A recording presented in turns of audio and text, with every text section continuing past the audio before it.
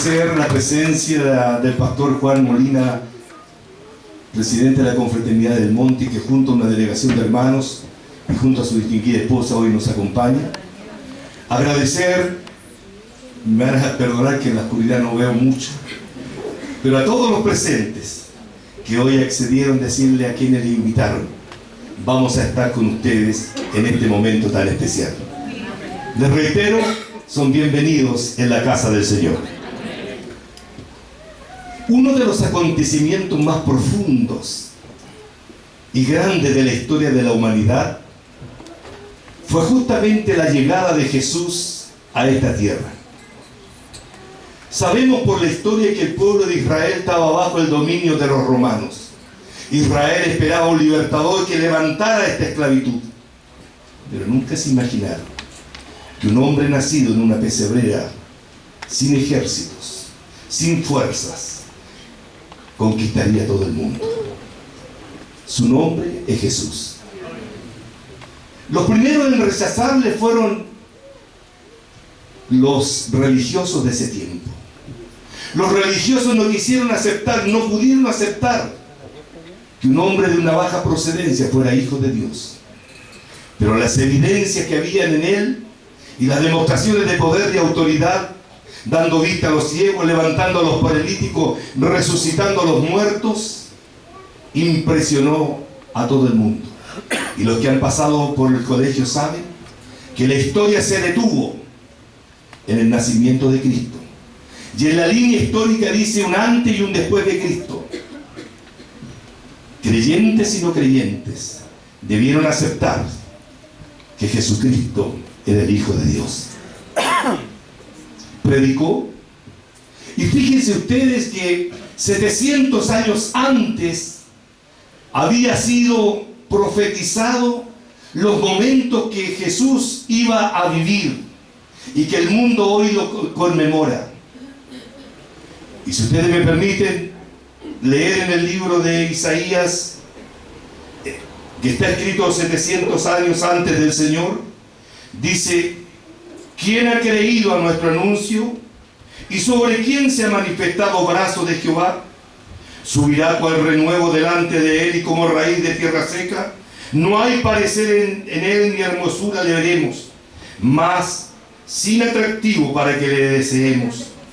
Despreciado y desechado entre los hombres, varón de dolores, experimentado en quebranto. Y como que escondimos de él el rostro, fue menospreciado y no lo estimamos. Ciertamente llevó él nuestras enfermedades y sufrió nuestros dolores, y nosotros le tuvimos por azotado, por herido de Dios y abatido. Mas el herido fue por nuestras rebeliones, molido por nuestros pecados. El castigo de nuestra paz fue sobre él, y por su llaga fuimos nosotros curados. Todos nosotros nos descarriamos como oveja, cada cual se apartó por su camino, mas Jehová cargó en él el pecado de todos nosotros. Angustiado él y afligido no abrió su boca.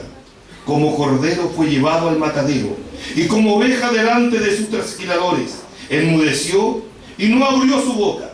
Por cárcel y por juicio fue quitado, y su generación ¿quién la contará? Porque fue cortado de la tierra de los vivientes, y por la rebelión de mi pueblo fue herido. Y se dispuso con los impíos su sepultura, mas con los ricos fue en su muerte. Aunque nunca hizo maldad, ni hubo engaño en su boca. Con todo esto Jehová quiso quebrantar, sujetándolo a padecimiento. Cuando haya puesto su vida en expiación por el pecado, verá linaje, vivirá por largos días, y la voluntad de Jehová será en su mano prosperada. Esta es palabra del Señor. Amén. Yo creo que la mayoría de los que estamos aquí conocemos que cuando ya el mundo estaba corrompido,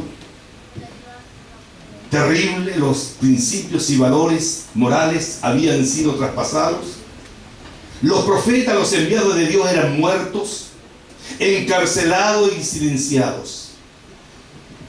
Dios, en su hermosa misericordia y en su amor inefable, no tuvo más que enviar a su Hijo, amigos, y lo envió a tomar cuerpo, carne, sangre, igual que nosotros.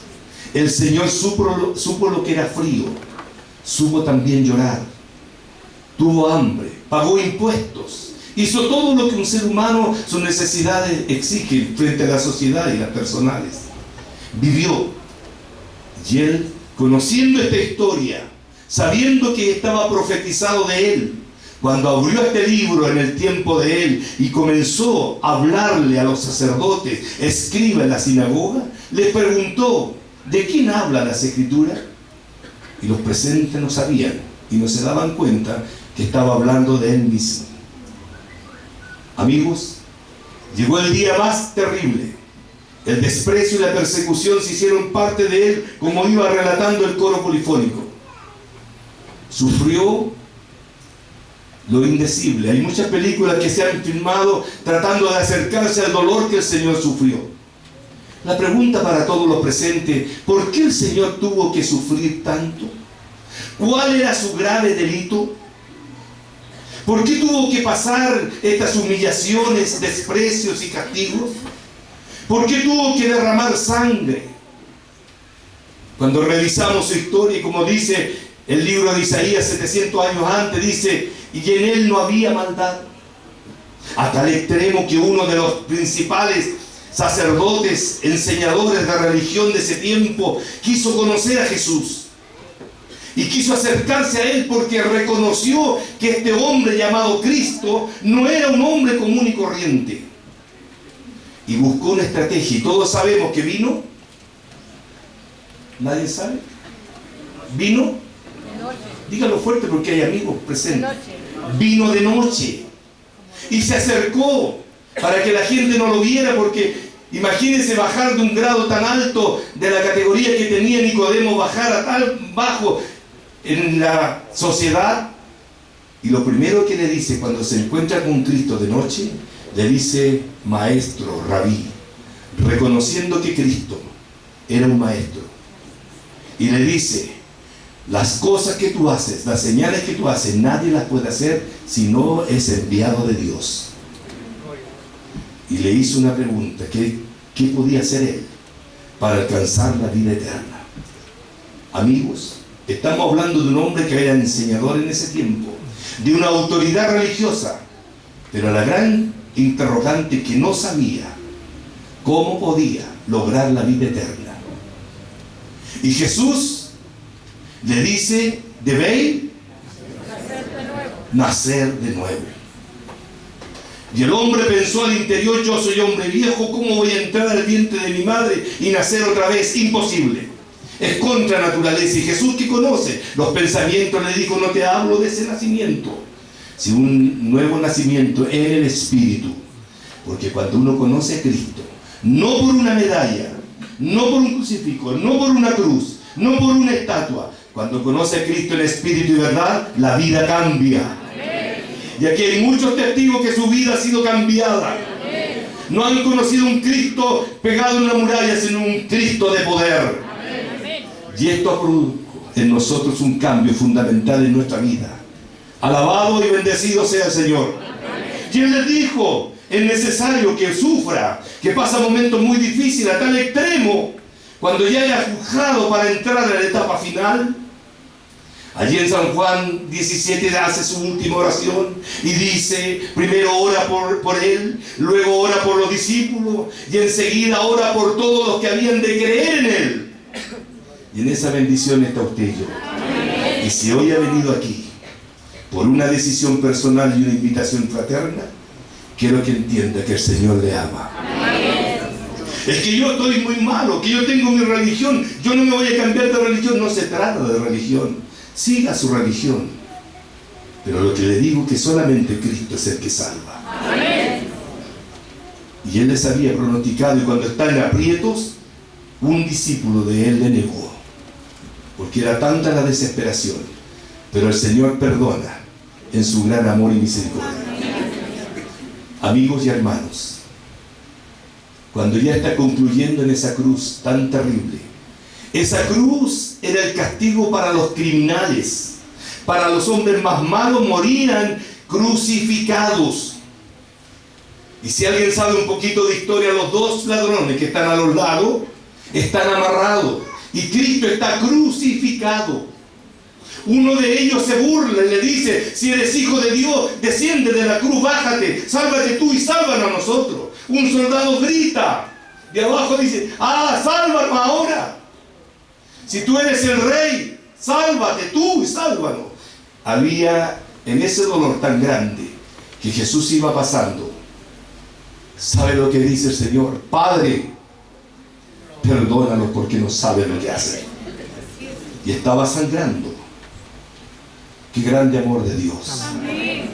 Y saben, amigos y hermanos, Él dijo 7 palabras que ayer fueron analizadas en una reunión especial en este lugar.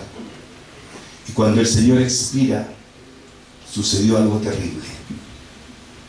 La tierra tembló. Eran las 3 de la tarde de ese día. Y el día se oscureció. No sé si me va siguiendo. Amén. Terremoto y más encima todo oscuro. Y el templo se partió en 2 cuando Jesús expira. Y de allí del cementerio salieron varios resucitados. 4 acontecimientos que marcaron el momento que expira el Señor. ¿Y sabe lo que dice la gente y grita? Verdaderamente este era el Hijo de Dios. Pero ya era tarde. Ayúdenos al Señor. Y cuando el ladrón se burla de él, el otro le dice: mira, nosotros estamos pagando nuestras propias culpas, estamos pagando nuestros delitos, pero este justo nada malo ha hecho. Vuelvo a decirle, los ladrones no estaban atravesados de clavos, por lo tanto podían hablar, y gritaban. Y le dice: Señor, acuérdate de mí cuando esté en el paraíso. ¿Y Jesús qué dijo? Le dijo: ¿estás casado por las 2 leyes? ¿Eres miembro de una iglesia? ¿Por qué delito estás colgando en esa cruz? El Señor no le preguntó ni siquiera cómo se llamaba. Amigos y hermanos, Dios no mira el pasado de cada uno. Y si hoy usted decide aceptar a Cristo en su vida, le aseguro, como muchos de los presentes van a confirmar, que la vida le va a cambiar. Amén. Y con Cristo se vive mejor. Amén. No significa un cambio de religión, ni prohibiciones. Yo no voy a la iglesia porque prohíben fumar, porque prohíben tomar, porque prohíben aquí. ¿Dónde vio usted un letrero de eso? Sabe que cuando el Señor entra al corazón, en la persona de su Espíritu Santo, Dios obra maravillosamente. Y aquí hay personas que van a confirmar que vivían en los vicios y hoy sus vidas han sido transformadas. Y el olor al cigarrillo ya les incomoda. ¿Y quién lo hizo? El Señor Todopoderoso. Y eso también lo puede hacer por usted. Y si está pasando un momento difícil, de depresión, de angustia, venga a la casa del Señor y en Él recibirá salvación y vida eterna. Amén. Personas que han escuchado esta palabra, deseo con toda mi alma que el Señor bendiga la llegada a este lugar. Amén. Y si Dios lo permite, que haya un cambio en su vida. Este coro polifónico ha preparado este recital para llegar a usted en su corazón, y le ha pedido el Señor: Señor, a través de la alabanza, toca el corazón de cada uno de ellos. Amén. Para concluir, permítame 2 minutos más. Un padre tenía un hijo, su único hijo. Había quedado viudo muy temprano y a su hijo le daba todo lo que él necesitaba, y tenía un hobby, era juntar piezas y pinturas de hombres famosos, y no compraba copias, compraba originales. Y tenía en su casa una galería con todas las pinturas de los famosos pintores del Renacimiento, de ese tiempo glorioso de la expresión artística. Había invertido millones de dólares. Y con su hijo se sentaba a contemplar las pinturas y su hijo disfrutaba. Y en ese tiempo sucede una guerra. Y resulta que todos los del pueblo de esa ciudad, todos los jóvenes en una edad especial, tenían que reclutarse, enrolarse en el ejército, ya fuera su voluntad o no, o fuera de su voluntad, obligados debían ir. Cuando llegaron a la casa de este padre, hablaron con él. Al principio se resistió, pero tuvo que obedecer la ley. Y con mucho dolor su hijo se fue a la guerra. Un conflicto que duró mucho tiempo. No tuvo noticias de su hijo.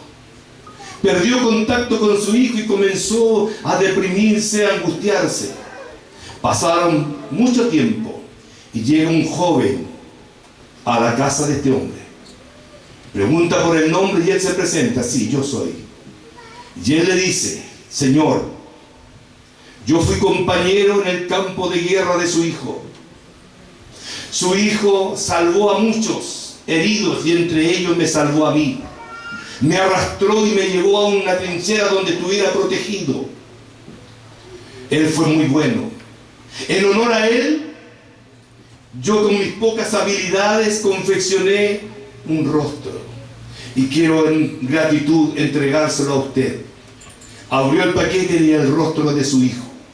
Y dijo este padre que colocaré esta pintura, que era de un aficionado, la pondré a la entrada de la casa, aquí donde está esa estufa. Allí la dejaré. Cosa que el que llegue lo primero que vea sea el rostro de mi hijo. Falleció este anciano. Pasó el tiempo.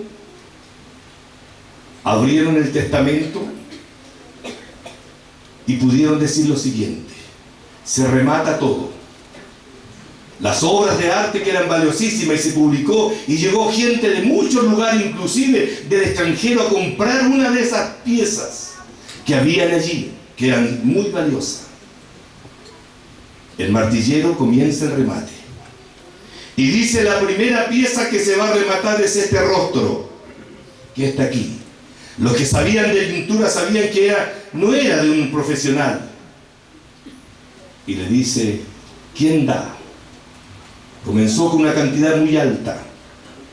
Nadie daba por él. Siguió bajando, hasta que llegó a $1. Y cuando llegó a $1, un anciano de atrás se levanta y dice: yo doy el $1. Pase, le dijo el señor martillero. Pasó. Y era el jardinero que había tenido este señor en su casa. Recibió esto y dice el martillero estas palabras: señoras y señores, se ha terminado la subasta. ¿Pero cómo? ¿Y todo esto? Sí, señoras y señores. El testamento del fallecido dice textualmente: el que se lleve al hijo se lo lleva todo. El que recibe a su hijo Jesucristo llevará salvación y vida eterna. El que recibe a Cristo será salvo. Y cuando tengamos que dar el paso a la eternidad, sabemos dónde vamos. Y por eso que el pueblo evangélico, cuando va a dejar al campo santo a alguien, va cantando, porque sabemos dónde ha viajado.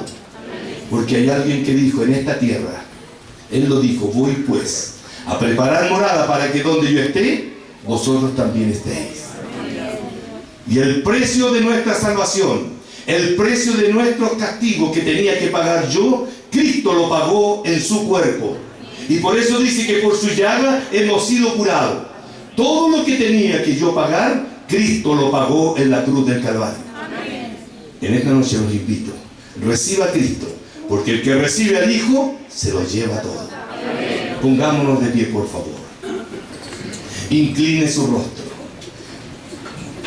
No sé si podemos decirle todos juntos: Señor Jesús, te damos gracias por participar de este evento tan especial y de escuchar de tu palabra.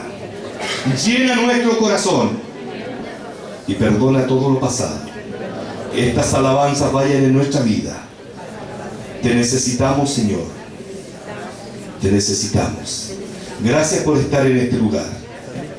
En el nombre de Jesús. Amén. Tenga la bondad de tomar su asiento.